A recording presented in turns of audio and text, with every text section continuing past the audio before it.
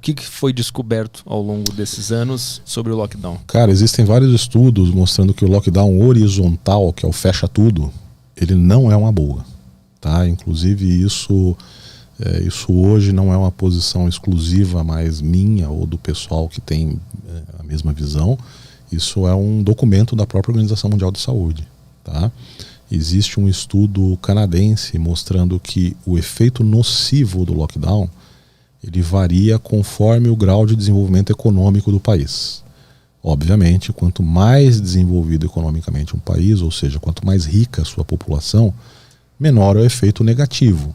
Por quê? Porque essa população tem mais reserva financeira, tem condições de se manter em casa.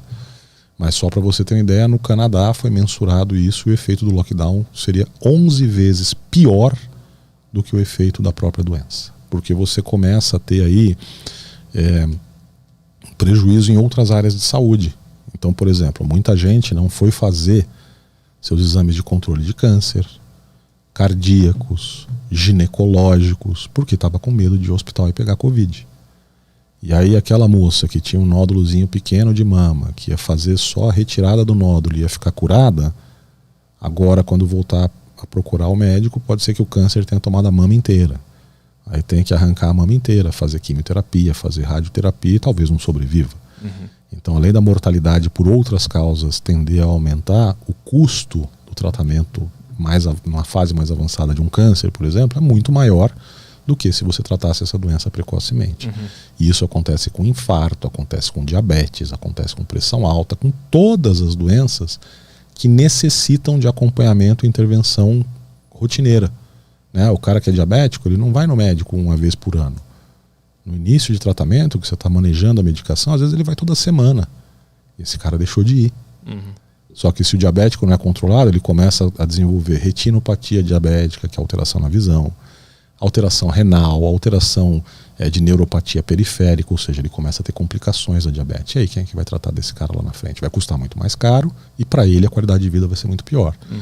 Então esse canadense, ele mensurou isso, né? E aí ele chegou a essa conclusão. E tem outros estudos também comprovando isso.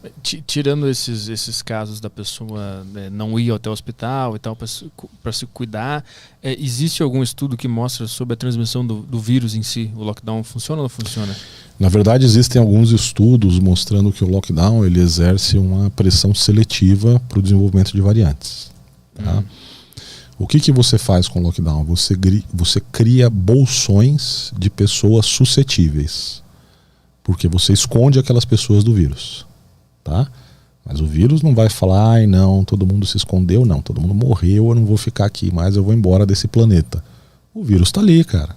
A hora que você sair de casa, sair do esconderijo, ele vai continuar pegando. E quando você cria bolsões de suscetíveis, é mais ou menos assim, ó, se eu for hoje com você numa aldeia indígena isolada da Amazônia, daqui a 2 semanas metade da aldeia vai morrer de gripe. Por quê? Porque esses índios ficaram isolados ao longo de décadas, não tiveram contato nenhum com o vírus da gripe, então eles não têm nenhuma proteção contra a gripe. Então mesmo um vírus simples da gripe vai dizimar aquela aldeia. Quando a gente isola indiscriminadamente todo mundo da população, a gente está criando bolsões de pessoas suscetíveis ou vulneráveis àquela doença. A hora que a galera sair do confinamento, vai ter um novo pico. Simples assim. Tu só adia o que iria acontecer. Exato. De qualquer maneira. Então, aonde eu acho que o lockdown ele se justifica, tá? Primeiro, estamos diante de uma doença inesperada, o serviço de saúde não tem condições de absorver tanta gente ao mesmo tempo. Galera, fecha tudo, espera 3 semanas, 1 mês no máximo para a gente ter tempo de estruturar. Comprar equipamento, ampliar leitos hospitalares, treinar a equipe de médico, enfermeira, bababá. Conseguimos? Beleza, abre. Segundo, lockdown sim para pessoas de alto risco enquanto não tiver proteção vacinal. Ah não, o senhor é um vozinho de 95 anos, diabético, hipertenso, coração estrupiado, não sei o que, vô, o senhor não vai sair de casa. O senhor não está vacinado, se pegar esse negócio aí, a chance de o senhor complicar é altíssima, fica quietinho aí. Agora, fazer isso com um cara de 20 anos de idade, que se pegar a doença, a grande chance dele dar 2 espirros e acabou, Ai, mas eu conheço o vizinho do papagaio, do cachorro, da urubu, daquela morfética ali do lado que morreu e tinha 20 anos de idade. Tudo bem. E quantos de 20 anos que não são vizinhos do papagaio, da morfética ali da esquina, que você conhece, que pegaram a doença e não tiveram quase nada? A maioria. Ai, doutor, o senhor está sendo desrespeitoso com os mais de 600 mil que morreram. Com todo respeito, vá a merda. Eu tenho amigos que estão no meio desses 600 mil que morreram. Eu respeito profundamente cada um dos que perderam a vida e dos seus familiares. Mas eu não vou desrespeitar os mais de 20 milhões de brasileiros que pegaram a doença e se recuperaram. Então é isso que não pode ser perdido de vista. É uma merda de doença, mata as pessoas, é um saco, mas a maior parte das pessoas que pegam se recupera. Então existem duas formas de você olhar para o copo. Ou para ele meio cheio ou meio vazio. Nós temos uma doença que aqui no Brasil a mortalidade é alta, mas é de 3%. Ou seja, 97% das pessoas se recuperam. Ai, doutor, você está dizendo então que tem que soltar todo mundo e deixar morrer? Não. Eu estou dando para vocês um parâmetro de realidade. Não entrem nesse pânico que está querendo ser incutido na cabeça das pessoas.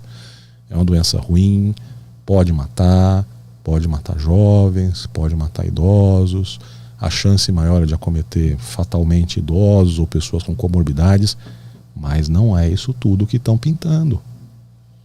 Muita gente pegou, mesmo idosa, e se recuperou. Eu, por exemplo, essa semana dei alta para um paciente de 95 anos. E aí? Aí eu vou ser aqui também desrespeitoso com os pacientes que se recuperaram? Não, a gente tem que enxergar as coisas como elas são. É uma doença grave? Doença grave. Dane-se, nós vamos enfrentar. Vamos enfrentar e vamos resolver isso. Do jeito que a humanidade já passou por coisas muito piores. A gripe espanhola, proporcionalmente, matou muito mais gente do que o Covid. E a humanidade não acabou por causa disso, não.